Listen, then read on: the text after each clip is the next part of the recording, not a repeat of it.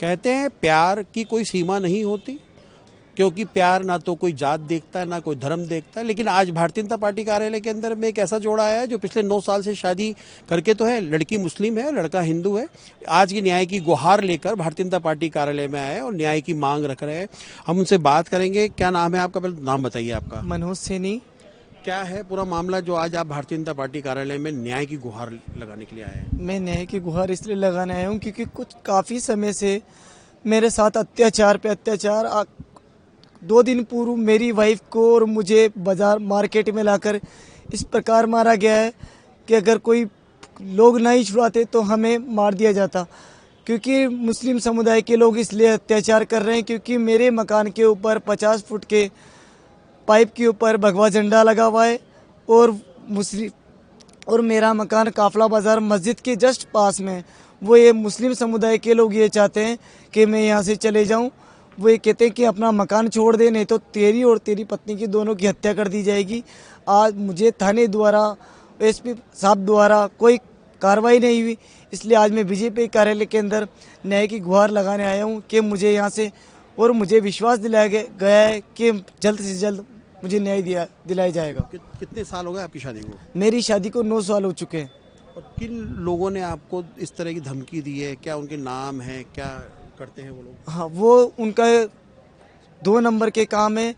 वो लोग अवैध रूप से इसमें गांजा और सट्टे बाजारी काले बाजारी का ऐसा उनका काम है।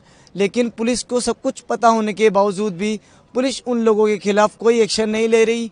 मैं जानना चाहता हूँ कानून उनके खिलाफ एक्शन क्यों नहीं ले रहा। एक तो वो लोग मतलब मेरे ऊपर अत्याचार कर रहे हैं, वो भी चीज़ पुलिस के सामने आ चुकी है। दूसरी चीज़ कि एक वो गलत लोगों का साथ दे रहे हैं और गलत काम को बढ़ावा दे रहे हैं और गलत संगत पैदा कर रहे हैं।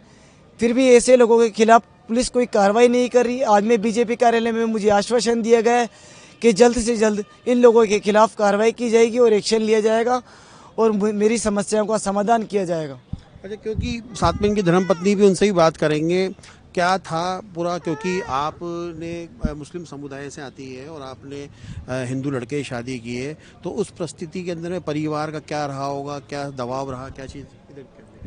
सर मैं मुस्लिम समाज की लड़की हूँ सर। मैंने 9 साल पहले शादी करी थी। मेरे ससुराल वाले मुझे नहीं अपना रखे 9 साल पहले, ना ही मेरे समाज वाले मुझे अपना रखे सर।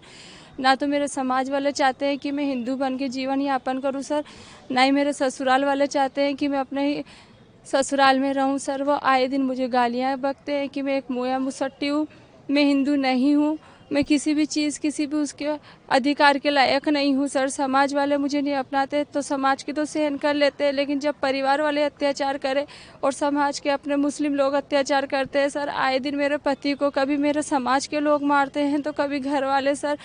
जाति इतनी बढ़ गई सर, हमने आए दिन रिपोर्टें करते, पुलिस वाले कहते हैं रिपोर्टें लाएंगे। जब अत्याचार हो गए तो हम पुलिस के पास तो जाएंगे ना सर। हम पुलिस के पास नहीं जाएंगे तो हम कहाँ पर जाएंगे सर? पुलिस हमारी सुनवाई नहीं करती सर। 1.5 महीने पहले भी आधी रात को 11:30 बजे मुझे मारा गया है। मैंने महिला थाने की गाड़ी बुलाई थी सर। वो गाड़ी आने के बाद मारपीट देखते हुए भी हमें बचाया नहीं गया और मेरे जेठ और मुस्लिम समुदाय के लोगों को छोड़ दिया गया था सर। उसके बाद अभी 2 दिन से मुझे बेरहमी से मारा जा रहा है, मेरे पति को मारा जा रहा है और ये कहा जा रहा है तुम्हें घर में नहीं रहने देंगे, तू मुस्लिम समाज की लड़की है, घर से तो तुझे जाना ही पड़ेगा, तेरा कोई अधिकार नहीं है यहाँ पर, तू मेरे पे एहसान नहीं करी, तू मुस्लिम बन के हिंदू बनी है तो क्या जिन लोगों ने तेरी शादी कराई है या तो वही तुझे संभालेंगे। तो मैंने यही कहा था सर उनसे, मेरी शादी एक आरएसएस संगठन ने कराई है सर। आरएसएस संगठन इतना कमज़ोर संगठन नहीं है, उन्हीं के पास जाऊंगी मैं अपने न्याय की भीख मांगने सर। उसके बाद में कल दिन को मेरे ससुराल वालों ने, मेरे ससुर जी ने, मेरे जेठ ने और मेरी ननद ने और मेरे समाज के आदमी ने सर घर में घुस के मुझे बाल पकड़ते हुए नीचे लाके बहुत बुरी तरह मारा। मेरे पति की गर्दन पे तलवार रख दिया सर। अगर पड़ोस के लोग नहीं आते तो तलवार लग जाती। मेरे पति के गले पर निशान भी है। और उसके बाद में सर मैं जब सीढ़ी पे चढ़ने लगी तो मेरी ननद ने, मेरे ससुर जी ने मेरी साड़ी सड़क पे उतार दी सर। और ये कहा जाता है तू एक मियाँ मुसट्टी है, रंडी वेश्या है, तेरा पति तुझे जाने कितने आदमियों के नीचे सुलाता है सर। तो अब क्योंकि आप भारतीय जनता पार्टी कार्यालय आए, यहाँ पे आप मुलाकात हुई है, तो अब क्या लगता है न्याय की आपकी जो मांग थी वो पूरी होगी अब? जी सर, हमें पूरी उम्मीद है कि हमें ये आश्वासन दिलाया गया है कि हमारे यहाँ पर सुनवाई ज़रूर होगी, हमें न्याय दिलाया जाएगा। सर, उन लोगों को 2 बार पहले भी पाबंद करा दिया गया है। मेरे ससुराल के लोग बहुत खतरनाक है सर, उन्हें इस बार पाबंद ना करते हुए उन्हें सज़ा दी जाए, मेरा इतना सा कहना है सर। उन्हें 2 बार पहले भी पाबंद कर चुका है, वो पाबंद से कुछ नहीं होता है सर। उनका अत्याचार बढ़ता जा रहा है दिन पे दिन, एक दिन हमारी हत्या हो जाएगी और कुछ नहीं कर पाएंगे ये लोग। अगर आपको न्याय नहीं मिलता तो क्या आप टोंक छोड़ देंगे या जयपुर आके क्या आगे का विचार है आपका? सर, हम चाहते हैं पहले तो उन्हें सज़ा मिले सर, हम अपना शहर नहीं छोड़ना चाहते। अगर हम अपना शहर अभी इसी हालत में छोड़ते हैं तो इससे उन लोगों को शय मिलेगी, वो ये सोचेंगे डर के मारे ये लोग यहाँ से भाग गए हैं सर। अगर हम लोगों को न्याय मिला तो उसके बाद हम अपना निजी जीवन बाहर ही व्यतीत करना चाहते हैं सर। रोज़ रोज़ की ऐसी जीवन मर्रा ज़िंदगी से हम नहीं जीना चाहते सर। मेरी बच्ची भी आए दिन बीमार रहती है सर, मैं नहीं चाहती मैं ऐसी जगह पर रहूं जहाँ पर धर्म के नाम पर इतनी छुआछूत की जाती है कि एक इंसान मर जाए सर। जिस जगह हिंदू समाज में ये कहा जाता था सर कि धर्म जाति प्रथा कुछ नहीं होती सर, अब पता चला है धर्म जाति प्रथा के नाम पर एक लड़की को कितना अपमानित किया जाता है सर।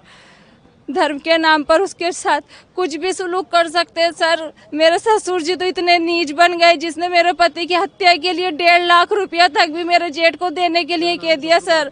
फूलचंद सैनी सर, उन्होंने अपनी 1 साल पहले अपनी बेटी की शादी करी थी सर, उसको 4-5 महीने ससुराल में रखा, फिर यहाँ ला के बिठा दिया। आज उनके ससुराल वालों को भी वो परेशान करते हैं, कहते हैं तुम्हारे पे दहेज का आरोप लगा देंगे, 3 लाख रुपए की मांग उनसे रखते हैं और उनकी बेटी को यहाँ रख लिया। कहते हैं अब इससे तेरे पति पे रेप का आरोप लगवाऊंगा सर। हर हालत में हमारी जिंदगी टेंशन में है सर, कभी मारते हैं कभी किसी चीज़ का आरोप लगाते हैं सर। पुलिस प्रशासन हमारी बिल्कुल भी नहीं सुनती सर। अभी क्योंकि आपने राजेंद्र जी से मुलाकात हुई है, एसपी से बात की, तो क्या लगता है अब कुछ न्याय की उम्मीद है? सर, मैं एसपी साहब के पास, सीएम साहब के पास मैं पहले आई थी, जिन्होंने एसपी साहब के पास मुझे पहले भी भेजा गया था। मैंने एसपी साहब के पास अपनी पूरी बात रखी थी। एसपी साहब ने मुझे बोला कि आप जब यहाँ पर इतना बोल रहे हो तो आप कोतवाल साहब से कितना बोलोगे। तो मैंने सर से यही बात बोली, सर जिसके ऊपर बीतती है ना उसे पता चलता है सर, आप पे नहीं बीतती। तो उन्होंने क्या, हम एक अधिकारी है, हमारे पर कोई आपका ही वो नहीं है जो हम आपकी जिम्मेदारी को संभालेंगे। हमारे पास 50,000 केस आते हैं, 1000।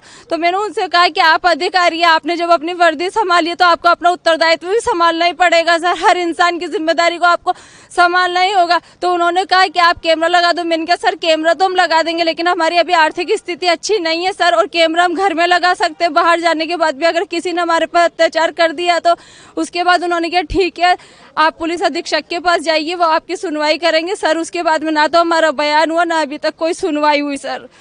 जो लोग आपको परेशान कर रहे हैं उनके नाम क्या क्या है? सर उनके नाम मेरे हस्बैंड जानते हैं सर, मैं तो मेरे समाज के नाम है।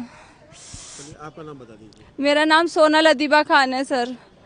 तो ये थी वो प्रेमी जोड़ा जो लगातार न्याय की गुहार मांग रहा है, और पिछले 9 साल से शादी तो हो चुकी है, लेकिन समाज के लोग चाहे वो हिंदू हो या मुसलमान हो, इनको लगातार परेशान किया जा रहा है, और परेशान करने के बाद में भी इनको चैन से नहीं बैठने जा रहा। ये कई चक्कर लगा चुके हैं पुलिस महकमे में, लेकिन शायद पुलिस भी इनकी मदद करने में नाकाम हुई है, क्योंकि इनको अपनी जान का खतरा है, कोई बड़ी अनहोनी ना हो। इसीलिए आज ये भारतीय जनता पार्टी कार्यालय में है न्याय की गुहार लेकर। शायद यहाँ पे कुछ नेताओं से मुलाकात के बाद में इनकी समस्या का समाधान हो जाए। कैमरामैन घनश्याम के साथ मनोज शर्मा, न्यूज वॉच भारत के लिए।